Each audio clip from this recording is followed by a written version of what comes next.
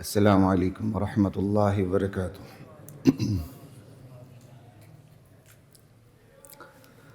بسم اللہ والحمد للہ والصلاة والسلام علی رسول اللہ، اما بعد فاعوذ باللہ من الشیطان الرجیم، بسم اللہ الرحمن الرحیم۔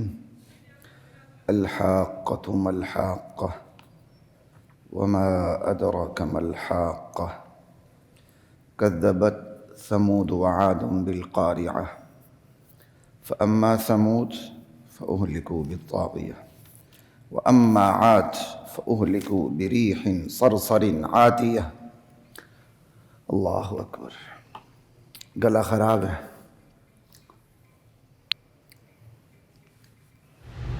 کوشش کروں گا آہستہ آہستہ کچھ آپ لوگوں سے بات کر سکوں، اس لیے بھی جلدی آنے میں پھر دلچسپی نہیں تھی۔ آیا ہوا تھا، میں بیٹھا ہوا تھا، بس ٹھیک ہے۔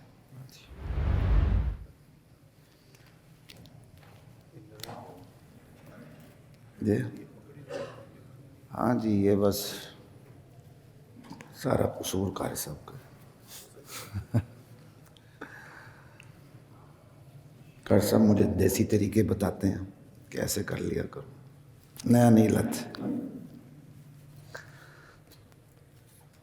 چلیں جی، اللہ ہمت دے گا، کوئی بات نہیں۔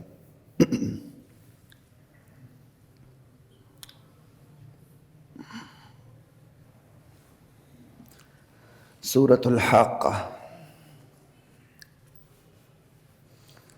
قیامت کے مناظر ہیں اور جزا اور سزا کے دن کا انکار کرنے والی بعض قابل ذکر قوموں کے انجام کا ذکر ہے۔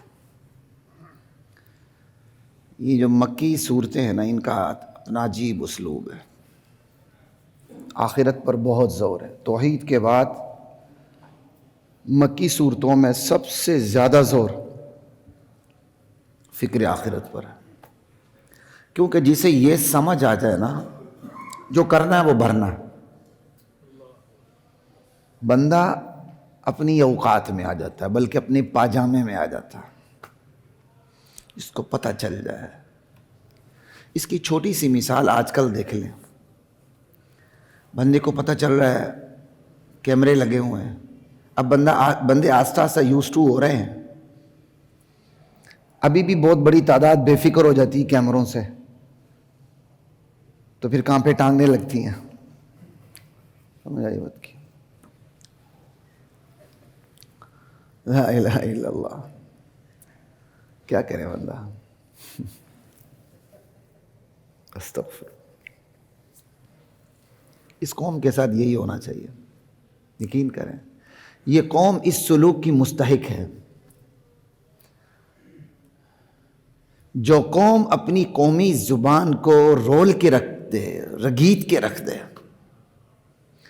جس قوم کی عدالت عظمی اردو زبان کے حق میں فیصلہ دے اور پھر عدالتوں میں اس پہ عمل نہ ہو، سمجھ آ رہی بات کی؟ شکر یہ میں شروع میں کر رہا ہوں، بعد میں پھر وہ دوسرے حضرات بھی آ جاتے ہیں۔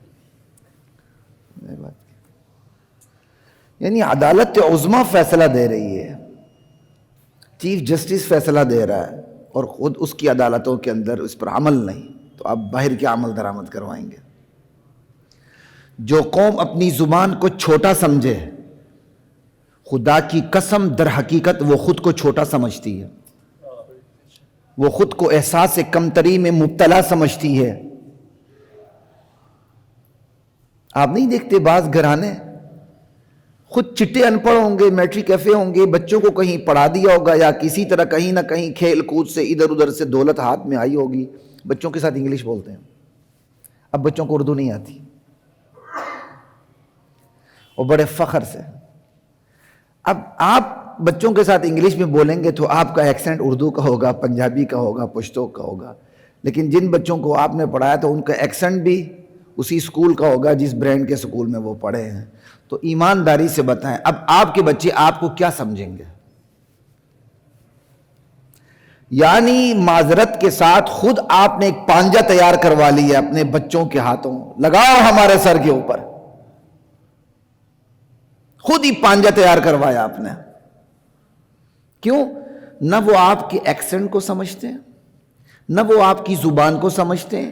اگر آپ نے ان کی بولی بولنے کی کوشش کی جس بولی میں آپ نے ان کو ایجوکیٹ کیا ہے، سمجھ آئیے، تو وہ آپ کو تو جاہل سمجھیں گے. اس کی چھوٹی سی مثال میں اپنے گھر سے دیتا ہوں. میری والدہ گلابی اردو بولتی ہیں،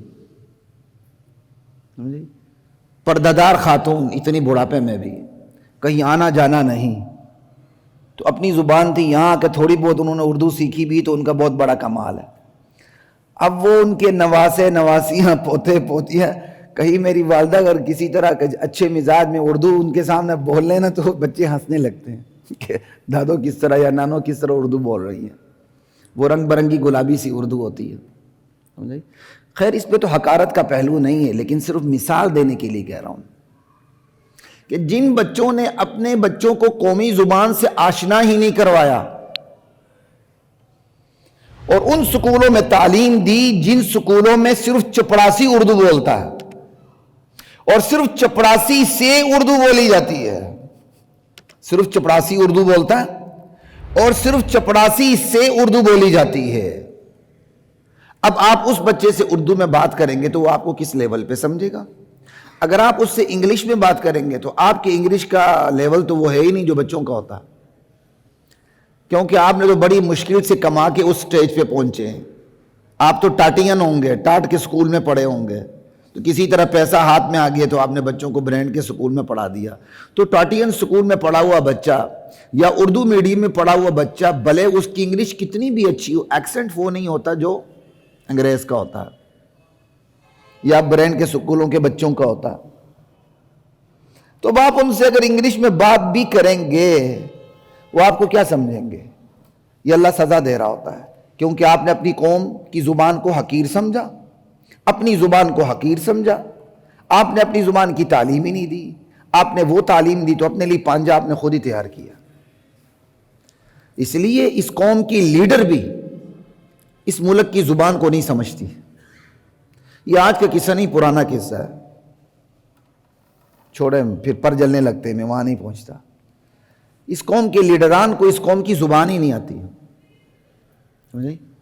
ایمانداری سے بولیں، اگر انگلش کا کوئی سینٹنس غلط ہو جاتا کسی لیڈر سے تو وہ صرف ٹویٹر پہ ٹاپ ٹرینڈ نہ بنتا، وہ تضحیک آمیز ہوتا. تضحیک آمیز ہوتا. بھائی تجھے انگلش بولنی ہی نہیں آتی، تو نے انگلش کا جملہ کہا کیوں؟ سب اس کو مذاق اور تحقیر کا نشانہ بناتے. ابھی جو کانپیں ٹانگ رہی ہیں وہ زیادہ تر تحقیر کا نشانہ نہیں، وہ جسٹ ایک مذاق ہے. لیکن کانپیں ٹانگنے والا جملہ اگر اردو میں ہوتا، کہیں انگلش میں کوئی ایسا جملہ ہوتا، اس کو کوئی سیاسی لیڈر الٹا پڑھ دیتا، اس کا حشر نشر ہو جاتا. ان کو بھی پتا ہے. اور یہی کانپیں ٹانگنے والا بندہ ذرا انگلش بولے تو آپ حیران ہو جائیں گے، اس کا ایکسنٹ چیک کریں.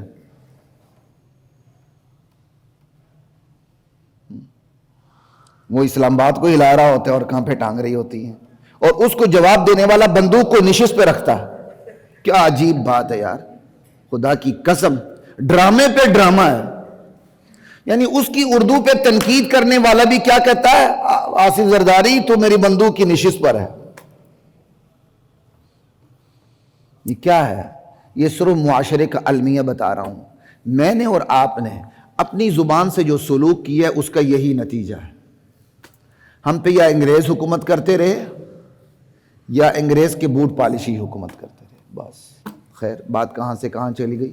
اتنی بات بھی اس پہ ہونی ضروری تھی کیونکہ کانپیں ٹانگتی ہیں. آج پتہ چلا الحاقۃ ملحاقہ،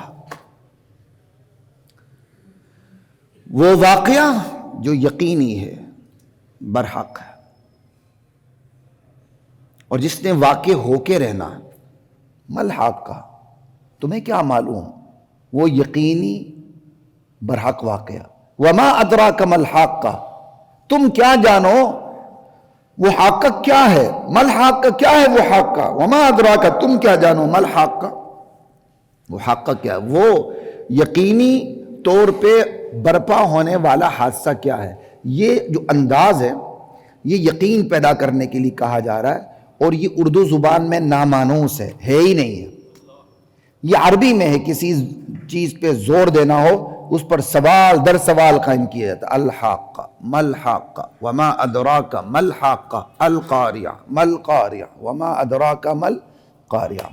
اردو زبان میں یہ نامانوس ہے، اس لیے پڑھتے ہوئے لوگوں کو عجیب سا لگتا ہے، لیکن اگر عربی سے واقفیت ہو تو عجیب نہیں لگے گا. جیسے انگلش کے بڑے بڑے مشکل ورڈز ہمیں عجیب نہیں لگتے ہیں، اچھی طرح تنہائی میں بیٹھ کر اس کی پروننسیشن ٹھیک کرتے ہیں، باہر آ کر پھر انگلش جھاڑتے ہیں. تو بس جس تہذیب کا جو غلبہ ہو وہی تہذیب پھر زمانے پر حکومت کرتی ہے. ہمارا غلبہ تھا تو بغداد سے فیشن چلتا تھا، فرانس میں پہنچتا تھا. جب ان کا غلبہ ہوا تو اب وہاں سے فیشن چلتا ہے، یہاں پہنچتا ہے. تو اپنے اپنے تہذیبی غلبے کی بات ہے. الحاقۃ ملحاقہ وما ادراک ملحاقہ کذبت ثمود وعاد بالقاریہ. یہ ایسا یقینی حادثہ ہے جس نے پیش آنا ہے قیامت کا کہ قوم سمود اور عاد نے اس دہلا دینے والی قیامت کو جھٹلایا، اس دہلا دینے والے حادثے کو جھٹلا دیا. اور یہ اتنا یقینی ہے کہ جھٹلانے سے پھر ان کا بنا کیا، کیونکہ کوئی بھی قوم، فرد، طبقہ، معاشرہ، سوسائٹی آنے والے دن کو جب جھٹلا دیتی ہے نا، وہ اخلاقی گراوٹ میں مبتلا ہو جاتی ہے. یہ اس کا لازمی نتیجہ ہے. یہ بالکل ایسا ہی ہے جیسے پتہ چل جائے کہ میں نے غبن کرنا ہے لیکن میرے غبن کو پکڑنے والا کوئی بھی، پھر بندہ غبن پہ غبن کرتا ہے، کرپشن پہ کرپشن کرتا ہے، دھوکے بے دھوکا دیتا ہے. لیکن اسے یقین ہو کہ 10 روپے کی عیاشی کے بعد 100 روپے کی موت ہے، نہیں کرے. جس فرد نے، معاشرے نے، طبقے نے، قوم نے، سوسائٹی نے آنے والے دن مکافات کا انکار کیا، جزا اور سزا کے دن کا انکار کیا، وہ اخلاقی گراوٹ میں ضرور مبتلا ہوئی ہے. کیوں؟ جب یہ نظریہ بن جائے کہ مجھے پوچھنے والا کوئی نہیں اور عیاشی وہی کرے گا جس کے پاس طاقت ہوگی، اختیارات ہوں گے، تو پھر بندے کی ساری تگ و دو طاقت اور اختیار کے لیے ہوتی ہے. پھر وہ طاقت اور اختیار حاصل کرنے کے لیے حلال حرام کی تمیز ختم کر دیتا ہے. اور جب حلال حرام کی تمیز ختم ہو جاتی ہے تو پھر بندہ اخلاقی گراوٹ میں اس قدر مبتلا ہوتا ہے کہ بلا مبالغہ ماں اور بیوی کے درمیان فرق ختم ہو جاتا ہے، بیٹی اور بیوی کے درمیان فرق ختم ہو جاتا ہے. آج نہیں نظر نہیں آتا آپ کو؟ یہ تو شکر ہے اس دین کے نام لینے کی برکت ہے، ہم کچھ بچے ہوئے ہیں. باہر تو رشتے ختم ہیں، باہر رشتے ختم ہیں، باہر تو محرم رشتوں کے ساتھ زنا ہوتا ہے. جب بندہ اخلاقی گراوٹ میں مبتلا ہوتا ہے تو ساری حدیں کراس کر جاتا ہے، پھر اسے کچھ سمجھ نہیں آتی. اور جو قوم پھر اس لیول تک پہنچ جاتی ہے تو ہر قوم کی ایک سطح اللہ کو معلوم ہے کہ اگر یہ قوم اس سطح پر پہنچی تو یہ تباہ ہو جائے گی. تو اخلاقی گراوٹ میں مبتلا ہوتے ہوئے خاص سطح پر قوم پہنچتی ہے، اللہ اس کو صفحہ ہستی سے مٹا دیتے. اسی بر صغیر پاک و ہند میں ذرا تھوڑی سی سیاحت کر کے دیکھیں، آپ کو ایسے کھنڈرات نظر آئیں گے. کیا ہوا تھا؟ یہ تباہی پھر گئی تھی. آپ موہنجو کے کھنڈرات کو دیکھ لیں، لوگ خالی سیر کرنے جاتے ہیں. اسی قصور کی طرف جاتے ہوئے راستے میں کھنڈرات آتے ہیں جہاں کے باسی بتاتے ہیں کہ بھائی یہاں سے جو بستی تلپٹ ہوئی تھی وہ زلزلے سے تلپٹ ہوئی تھی. یہ مفت میں تو نہیں آیا کرتے، خدا کا کوئی کام حکمت سے خالی نہیں ہوتا. جب قوم آخرت کا انکار کرتی ہے، اخلاقی گراوٹ میں مبتلا ہوتی ہے، اخلاقی گراوٹ کی ایک ساتھ سطح پر آتی ہے، صفحہ ہستی سے مٹا دی جاتی ہے. یہی ہوا. اللہ چند قوموں کا ذکر کر رہے ہیں. کذبت ثمود وعاد بالقاریہ، جزا اور سزا کے دن کا انکار، قیامت کا انکار قوم سمود نے بھی کیا، قوم عاد نے بھی کیا. پھر ہم نے کیا کیا؟ فاما ثمود، اور یہ وہ قومیں تھی جو اپنے وقت میں سب سے زیادہ ترقی یافتہ تھی. اگر آج سمجھنا ہو تو سمجھ لیں، ایک طرف امریکہ، دوسری طرف رشیا. رشیا بھی آج کا نہیں، افغانستان سے مار کھانے سے پہلے کا رشیا. تو یہ قوم سمود و عاد و سمود ایسی طاقتیں تھیں. کہ فَأَمَّا ثَمُودُ فَأُهْلِكُوا بِالطَّاغِيَةِ، قوم سمود ہم نے اسے سخت ترین عذاب کے ذریعے ہلاک کر ڈالا. اور سخت ترین عذاب کی مختلف صورتیں قرآن کریم نے مختلف جگہوں پہ بتائی ہیں. ایک جگہ اسے رجفہ کہا ہے، زلزلے سے برباد کر دیا. ایک جگہ اسے صیحہ کہا، زوردار دھماکہ، ہیبتناک چیخ. آج بھی اچانک چیخ ہو نا تو بندہ دل پھٹنے لگتا ہے، تو جو عذاب کی چیخ ہوگی وہ کیسے ہوگی؟ اس نے تو دل کے ٹکڑے ٹکڑے کر دیے. پھر صاعقۃ العذاب الہون، ذلت والے عذاب کی بجلی کی کڑک، زلزلہ، بجلی کی کڑک، زوردار دھماکے، ہیبتناک چیخیں، اس میں پوری قوم اڑا دی اللہ نے. طاغیہ کہتے ہیں حد سے بڑا ہوا عذاب. وَأَمَّا عَادٌ فَأُهْلِكُوا بِرِيحٍ صَرْصَرٍ عَاتِيَةٍ، اور جہاں تک قوم عاد کی بات ہے، ہم نے سخت طوفانی آندھی کے ذریعے اسے تباہ و برباد کر ڈالا. اور پھر سخت طوفانی آندھی کوئی 1 گھنٹے کے لیے نہیں چلی. آج بھی موٹر وے پہ چلتے ہوئے اگر کسی نے نہیں کیا تو چند دن پہلے میں نے تجربہ کیا تھا، اپنا ہاتھ نکال کے ذرا اس کو ویسے تو رکھ دیا، آپ کو پتہ چل جائے ہوا کا دباؤ کتنا ہوتا، رکھ پتہ جاتا. اور اللہ نے عذاب والی طوفانی آندھی بھیجی ہوگی تو اس کی سپیڈ کیا ہوگی؟ اگر وہ 1 منٹ کے لیے بھی آئے تو پٹخا کے رکھ دے، لیکن وہ کتنی دیر کے لیے آئی؟ سخرها علیہم 7 لیال و 8 ایام. اللہ کہتے ہیں ہم نے اس سخت طوفانی آندھی کو ان پر 7 راتیں اور 8 دن مسلسل مسلط کیے رکھا. 7 لیال و 8 ایام، 7 راتیں اور 8 دن مسلسل، حسوما، تواتر کے ساتھ.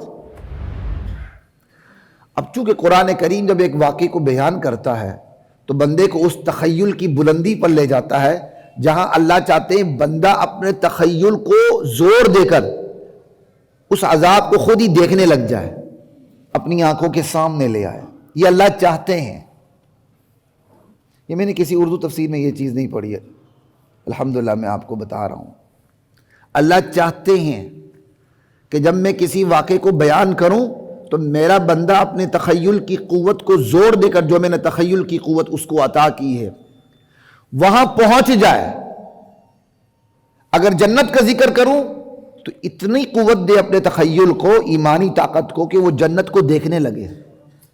جہنم کا ذکر کروں تو جہنم کو دیکھنے لگے. اور دنیا کے عذابات کا ذکر کروں تو بالکل اس کو عذاب آنکھوں کے سامنے دکھتا نظر آئے. یہی وجہ ہے کہ آگے اللہ تعالیٰ اسلوب قائم کر رہے ہیں. یہ تفسیری افادہ ذالکما مما علمنی ربی، یہ آپ کو میں بیان کر رہا ہوں. فَتَرَى الْقَوْمَ فِيهَا صَرْعًا، ارے سننے والے ذرا دیکھو تو صحیح، یہ قوم تمہارے سامنے چت گری پڑی ہے.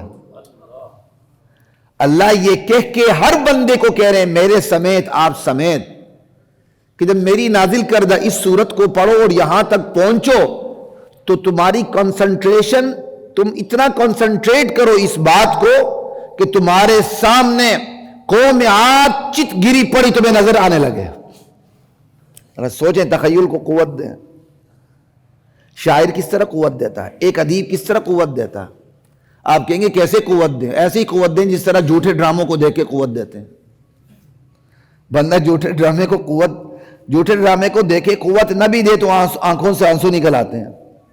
برے کردار سے نفرت ہونے لگتی، اچھی کردار سے محبت ہونے لگتی، حالانکہ بندے کو پتہ یہ کیا ہے، ڈرامہ. الحمدللہ ہمارے گھر میں شروع سے ٹی وی نہیں رہا، والد صاحب نے کبھی نہیں رکھا. میری چھوٹی بہن، ہم چھوٹے تھے اس وقت، ساتھ ہمسایوں کے گھر میں کسی کام سے گئی، وہاں کوئی ڈرامہ یا فلم لگی ہوئی تھی، میں خیال black and white T V کا دور تھا. اس نے دیکھا کوئی کسی کو قتل کر رہا ہے تو اس نے وہیں رونا شروع کر دیا بیٹھ کے. وہ ہمسایہ کہ کیا ہوا؟ کہتے یہاں یہ ہو گیا. جن بچوں نے ٹی وی نہ دیکھا ہو، سمجھ آئی بات کی، تو پھر انہوں نے اس کو عین حقیقت سمجھ کے رونا شروع کر دینا. وہ ہماری طرف علاقے میں کوئی حقیقی لطیفہ ہے، شاید فلم دیکھتے دیکھتے بندہ بندوق اٹھا کے اس نے وہیں گولیاں برسا دی شاید پردے پر یا بغیر. کیا ہو رہا ہے؟ کہتا ہے لڑکی لے کے بھاگ رہا ہے. لا الہ الا اللہ. تخیل کو اللہ چاہتے ہیں بندہ اتنی قوت دے کہ میں جو کہہ رہا ہوں اس کو سامنے دکھتا نظر آئے. اللہ کہہ رہے میں قوم عاد پر ہونے والے عذاب کا ذکر کر رہا ہوں تو تم اپنے تخیل کو اتنی قوت دو میرے بندو کہ تمہیں دکھنے لگے کہ یہ سامنے چت گری پڑی ہے قوم عاد. سبق بندہ پھر لیتا ہے. فَتَرَى الْقَوْمَ فِيهَا صَرْعَى كَأَنَّهُمْ أَعْجَازُ نَخْلٍ خَاوِيَةٍ. یا اللہ ہم تخیل کو کیسے قوت دیں؟ تو مثال سے بندہ تخیل کی قوت لے لیتا ہے. تو وہ مثال دے رہے ہیں، گویا قوم عاد ایسی چت گری پڑی ہوئی تھی گویا کھجور کے کھوکھلے تنے پڑے ہوتے ہیں. اب ذرا تخیل آتا ہے کہ نہیں اندازہ کر لیں. لنگ دڑنگ بڑے بڑے جسم کھجور کے تنوں کے برابر لمبے قداور گرے پڑے ہیں، بوسیدہ کھوکھلے، اٹھا اٹھا کے پٹخا پٹخا کے 7 دن 7 راتیں 8 دن جب مارا تو اندر سے کھوکھلے ہی ہو گئے نا. بچا کیا اندر؟ دل گردہ اوجری میدا سب کچھ باہر کھوکھلے پڑے ہوئے ہیں.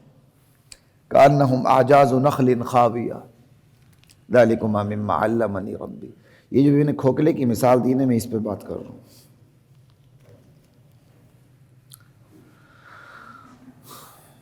کأنہم اعجاز نخل خاویہ فہل تری لہم من باقیہ. ذرا دیکھو تو صحیح کوئی بچا ان میں سے کوئی باقی؟ کس قدر اللہ مجھے اور آپ کو چاہ رہے ہیں کہ ہم اتنا کنسنٹریٹ کریں. میرے بندوں دیکھو ذرا، جو جو عذاب میں نے قوم عاد پہ بھیجا ہے اور اس کا شکار ہوئی، ان میں سے کوئی بچا؟ کوئی نہیں بچا. فہل تری لہم من باقیہ، استفہام انکاری ہے. وجاء فرعون ومن قبلہ والمؤتفکات بالخاطیہ. فرعون نے بھی یہی غلطی کی تھی. اس سے پہلے جو بڑی بڑی قومیں آئیں انہوں نے بھی یہی غلطی کی تھی، آنے والے دن کو جھٹلایا تھا. والمؤتفکات، وہ بستی جو ہم نے تلپٹ کر دی تھی، الٹی ہوئی بستی، لوط علیہ السلام کی بستی، اپنے جرم کی پاداش میں انہوں نے اصل میں غلطی یہی کی تھی کہ آنے والے دن کو جھٹلا دیا تھا. آج اسی قوم کی بچیاں شعوری غیر شعوری طور پر 8 مارچ کو کہاں ہوتی ہیں؟ کس قسم کا گندا لباس انہوں نے پہنا ہوتا. ابھی بھی میں آ رہا تھا تو میرے سامنے سے بچی گزری، ہماری ماں بیٹی ہے نا، اور کون ہے. اتنا گندا لباس، اتنا گندا لباس، اوپر سے سکن کلر. یہاں تخیل کی قوت ہماری جلدی پرواز کرتی ہے. پھر میں نے سوچا کتی موقع دے نا تو کوئی کتا اسے نہیں چھوڑتا، کوئی کتا اسے نہیں چھوڑتا. اسی طرح کوئی بلی خرامہ کیٹ واک کرنے لگے نا تو کتا جبڑ پڑتا ہے اس کے اوپر. یہ کہتی ہے ہم جو مرضی کریں، ہماری مرضی کے بغیر کوئی ہمیں کیوں دیکھے. یہ بات یاد رکھیں، یہ جتنی بھی بکواسات کرتی ہیں نا اس میں مرضی ضرور شامل ہوتی ہے. کہتی ہیں ہماری اجازت کے بغیر، یہ کہتی ہیں تو کیا مطلب ہو گیا؟ اجازت ہو تو سب کچھ جائز ہے، وتھ کانسنٹ سب کچھ جائز ہے.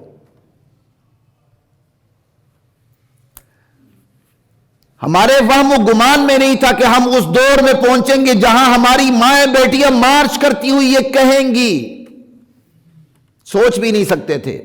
یہ سارا گناہ ریاستی اداروں کا ہے جنہوں نے ان خبیث ٹائم بمز کو مسلم معاشرے کے اندر پنپنے کا موقع دیا. یہ ثقافتی دہشت گرد ہے. ان سے بڑا دہشت گرد دنیا میں پیدا نہیں ہوا. یہ ہماری مسلم سوسائٹی، اس کی ویلیوز، اس کی اقدار کے لیے ٹائم بم ہے. یا آپ یہ نہ سمجھیں کہ 8 مارچ کمزور پڑ گیا ہے. وہ 2 بھی ہوں تو 20 کروڑ عوام ان کو دیکھ رہی ہوتی ہے، ہماری بچیاں ان سے متاثر ہو رہی ہوتی ہیں، شعوری غیر شعوری تو اثرات لے رہی ہوتی ہیں۔ اور اس کا آپ ادنا سا نمونہ دیکھ لیں، ادنا سا، ایک شریف زادی بھی گزر رہی ہوگی نا، آپ کو رک کے جگہ دینی پڑتی، وہ آپ کو جگہ نہیں دیتی۔ اگر میں غلط کہہ رہا ہوں تو آج کی بات آپ تھوڑا سا تجربہ کر کے دیکھ لیں، ایک شریف زادی بھی گھر سے نکل کے جا رہی ہوگی نا، وہ آپ کو جگہ نہیں دے گی، آپ کو اسے جگہ دینی پڑتی ہے۔ ہچکچاہٹ نام کی چیز ہی نہیں رہی، جو ہچکچاہٹ، جو چال میں شرماہٹ نسوانیت کا اصل حسن تھا، آج وہ ہمارے گھروں سے ناپید ہوتا جا رہا ہے وہ حسن۔ یہ کیا ہے؟ دراصل سزا جزا کا وہ تصور نہیں ہے کہ ہم نے حساب کتاب دینا۔ اللہ یہی کہتے ہیں، فرعون آیا، اتنی بڑی بڑی اس نے کیا کہتے ہیں خطائیں کی، اس سے پہلے کی بڑی قومیں آئیں، قوم لوط کی الٹی ہوئی بستی، ان سب کی جو مشترکہ بنیادی غلطی تھی توحید کے بعد، وہ کیا تھی؟ جزا اور سزا کے دن کو جھٹلانا۔ فَعَصَوْا رَسُولَ رَبِّهِمْ، ان سب نے اپنے پروردگار کے رسولوں کی نافرمانی کی تھی۔ فَأَخَذَهُمْ أَخْذَةً رَّابِيَةً، پھر ہم نے جو پکڑا تو انتہائی سخت طریقے سے پکڑا۔ یہ نہیں پکڑ لیا تو لو دو کا معاملہ کر کے چھوڑ دیا، 5 ارب کی کرپشن کی ہے، 2 ارب نیب کو دے دو اور 3 ارب رکھ لو، بلیک منی وائٹ ہو جائے۔ کیا طریقے ہیں اس دنیا میں؟ کہا نہیں، رابیہ بڑے سخت طریقے سے پکڑا۔ فَأَخَذَهُمْ أَخْذَةً رَّابِيَةً۔ اب اللہ تعالیٰ بندوں کو اٹھا کے اوپر سفینہ نوح کی طرف لے جا رہے ہیں۔ اِنَّا لَمَّا طَغَى الْمَاءُ وَحَمَلْنَاكُمْ فِي الْجَارِيَةِ، جب پانی حد سے بڑھ گیا تو ہم نے تمہیں کشتی میں سوار کر دیا تھا۔ ناشکر بندو، ہم سوار تو نہیں ہوئے تھے بھائی، لیکن ہمارے باپ دادا سوار ہوئے تھے نا نوح علیہ السلام کی کشتی میں، اسی کی تو ہم اولاد ہیں، تو ان کا سوار ہونا کیا ہے؟ ہمارا سوار ہونا۔ اِنَّا لَمَّا طَغَى الْمَاءُ وَحَمَلْنَاكُمْ فِي الْجَارِيَةِ لِنَجْعَلَهَا لَكُمْ تَذْكِرَةً وَتَعِيَّهَا أُذُنٌ وَاقِعَةٌ، ہم نے تمہیں کشتی میں سوار کیا تھا جب پانی حد سے بڑھ چکا تھا، تاکہ یہ واقعہ یادگار کے طور پر یاد رہے، لوگ عبرت لیں، سبق اٹھائیں۔ یاد رکھنے والے کان یاد رکھیں، جز بول کے کل مراد ہے، لوگ یاد رکھیں۔ سو ایک کان سے سنا دوسرے کان سے نکال دیا، ایسا نہ ہو۔ ہم نے تمام منکرین کو غرق کر دیا تھا، جو ایمان لانے والے تھے وہ بچے تھے، انہی سے پھر ساری آگے اولاد چلی ہے۔ فَإِذَا نُفِخَ فِي الصُّورِ نَفْخَةٌ وَاحِدَةٌ، اگر ہم نے تمہیں بچایا ہے، آج تمہیں دنیا میں آباد کیا ہے، تو یہ ہمیشہ کے لیے نہیں ہے۔ اس پوری دنیا کی صف ہم ایک دفعہ لپیٹ دیں گے، ہمیشہ کے لیے۔ جب پہلی بار سور پھونکا جائے گا، فَإِذَا نُفِخَ فِي الصُّورِ نَفْخَةٌ وَاحِدَةٌ وَحُمِلَتِ الْأَرْضُ وَالْجِبَالُ، ہم زمین کو اور پہاڑوں کو اٹھا کے اوپر لے جا کے ایک ہی چوٹ میں ریزہ ریزہ کر کے پھینک دیں گے نیچے۔ فَدُكَّتَا دَكَّةً وَاحِدَةً فَيَوْمَئِذٍ وَقَعَتِ الْوَاقِعَةُ، ایسے میں یہ واقع پیش آنے والا واقعہ پیش آ جائے گا، وہ قیامت جسے عاد نے جھٹلایا، ثمود نے جھٹلایا، فرعون نے جھٹلایا، لوط علیہ السلام کی قوم نے جھٹلایا، وہ واقع پیش آ جائے گا۔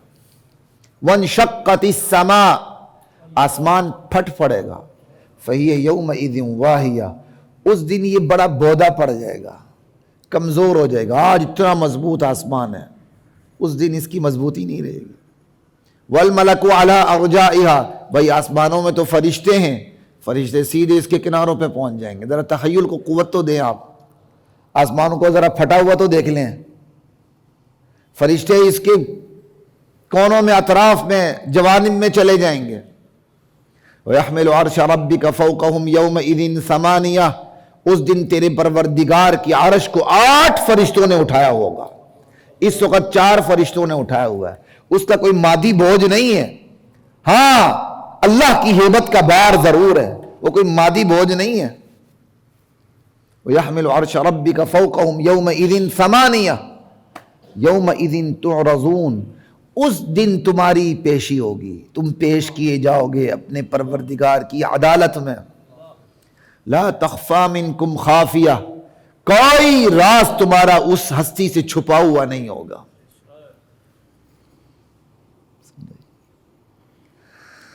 لا تخفى منکم خافیہ. اللہ اکبر.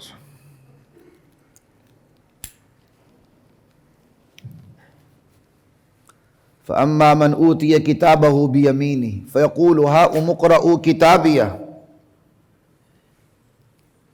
اس دن جس کے دائیں ہاتھ میں ہم اعمال نامہ دے دیں گے. فَيَقُولُ هَاؤُمُ اقْرَءُوا كِتَابِيَهْ، وہ پھر خوشی خوشی ہر ایک سے کہے گا ارے لو دیکھو پڑھو ذرا میرے اعمال نامے کو. یہ لو دیکھو پڑھو میں ویسے نہیں کہہ رہا ہوں، بالکل عربیت کا اسلوب اٹھانے کی کوشش کر رہا ہوں یہاں میں. ہاں کہتے لو، سمجھ آئی بات کی؟ ہاں اما ہاں امو، ہاں ام بھی جمع کے لیے، ہاں اما بھی جمع، ہاں امو بھی جمع کے لیے، ہاں اما تسنیہ کے لیے، ڈویلٹی کے لیے آتا. ہاں واحد ہے. ارے لو دیکھو پڑھو ذرا، اقرؤوا کتابیہ، میرے اعمال نامے کو تو پڑھو.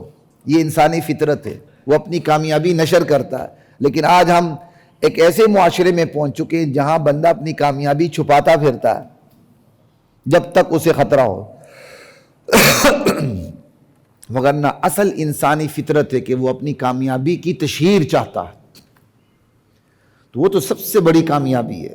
تو پھر وہ سب کو دکھاتا پھرے گا ارے لو دیکھو پڑھو ذرا میرا اعمال نامہ. انی ظننت، مجھے یقین تھا، انی ملاق حسابیہ، کہ مجھے اپنے حساب سے پالا ضرور پڑے گا، اس لیے میں نے تیاری کی تھی. فہو فی عیشۃ راضیہ، ایسے میں وہ من پسند زندگی میں ہوگا. فی جنت عالیہ، بلند و بالا بہشت بری میں ہوگا.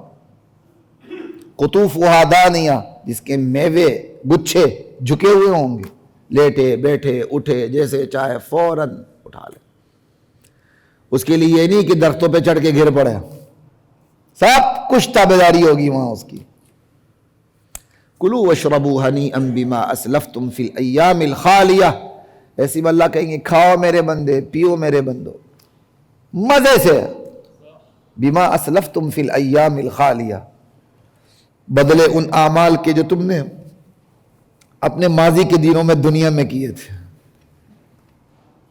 وَأَمَّا مَنْ أُوتِيَ كِتَابَهُ بِشِمَالِهِ فَيَقُولُ يَا لَيْتَنِي لَمْ أُوتَ كِتَابِيَهْ، اور جس کا اعمال نامہ بائیں ہاتھ میں دیا جائے گا. اللہ میرے اور آپ کی حفاظت فرما. فَيَقُولُ يَا لَيْتَنِي لَمْ أُوتَ كِتَابِيَهْ، وہ کہے گا ہائے کاش مجھے میرا اعمال نامہ نہ دیا جاتا. وَلَمْ أَدْرِ، ہائے کاش میں نہ جانتا ما حسابیہ، حساب کتاب کیا چیز ہوتی میں جانتے ہی نہ. یا لیتہا کانت القاضیہ، ہائے کاش جو مجھ پر ایک دفعہ موت آئی تھی وہ اتنی فیصلہ کن ہوتی کہ میرا بالکلیہ خاتمہ ہی کر دیتی، میں دوبارہ اٹھتا ہی نہ. ما اغنا عنی مالیہ، میرا مال میرے کچھ کام نہیں آیا آج. جس مال کے لیے بندہ دیوانہ ہوتا ہے، حلال حرام کی تمیز مٹا دیتا ہے، اپنے بچوں کا پیٹ پالنے کے لیے یتیم کے بچوں کا پیٹ کاٹتا ہے. کہ ما اغنا عنی مالیہ، آج میرا مال میرے کام نہیں آیا. ہلک عنی سلطانیہ، اور میرا اقتدار ختم ہو گیا، آج میرا زور نہیں رہا. سلطانیہ، میری دلیلیں نہیں رہی. یہ دونوں ترجمے کر رہا ہوں. اور میں اتنا چرب زبان تھا، میرے سامنے تو سچ ٹھہرتا ہی نہیں تھا، سچ چھپ جاتا تھا میرے جھوٹ کے سامنے دنیا میں اتنی دلیلیں رکھتا تھا. واقعی ایسے لوگ ہیں کہ نہیں؟ جب عدالت میں کھڑے ہوتے ہیں سچ شرما جاتا ہے، اور وہ اپنی کامیابی سمجھتے ہیں اس کو. اور یہ سب سے بڑی ناکامی ہے کہ جھوٹ اس زور سے بولے کہ سچ شرما جائے، اور لوگوں کو اپنی اس فطرت پہ ناز ہوتا ہے، لوگوں کو اپنی اس فطرت پہ ناز ہوتا ہے، وہ اس فطرت سے قاتل کو چھڑا کے لے جاتے ہیں، زانی بدکار کو چھڑا کے لے جاتے ہیں، گلی کے کن ٹٹے کو چھڑا کے لے جاتے ہیں۔ جج تو مجبور ہے، جج نے تو ظاہری دستاویز کو دیکھنا۔ اور یہاں جو ایک پروفیشن بن چکا ہے یہ ماشاءاللہ، جس ٹیکنیکلٹیز میں ہمیں ڈال دیا گیا ہے، 50 سال تک ہمیں انصاف ہی نہیں ملتا۔ یہ پچ ہی ظالم کے لیے بنی، مظلوم کے لیے نہیں بنی۔ یہاں مظلوم رگیدہ جاتا ہے اور ظالم سینہ تان کے سامنے آتا ہے، جو بگاڑنا بگاڑ لو۔ حالانکہ یہ پچ اس نظام کی ایسی ہونی چاہیے تھی کہ مظلوم بندہ اٹھ کے عدالت جائے، ظالم اس کے جوتوں میں پڑ جائے۔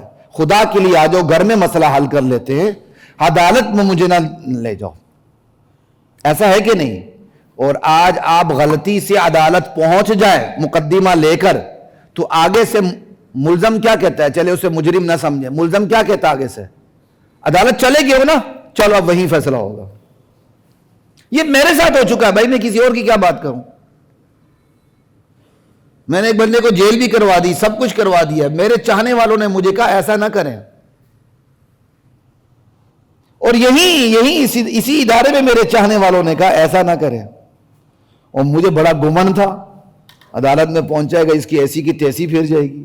اور جب میں عدالت پہنچا، حالانکہ وہ میرا شاگرد ہی ہے، یونیورسٹی میں میرا اسٹوڈنٹ رہا ہے وہ بندہ، دوبارہ میں اپنے ایک ساتھی بیٹھے ہوں ان کے ساتھ، ہم اس کے گاؤں بھی گئے، وہ اس نے بڑے احترام سے مجھے کہا، ابھی بھی بڑے احترام سے ملتا مجھے، کہتا جی اب میرے گھر والے کہتے ہیں چونکہ آپ کے استاد پہنچ گئے عدالت، تو اب فیصلہ عدالت میں ہی ہوگا۔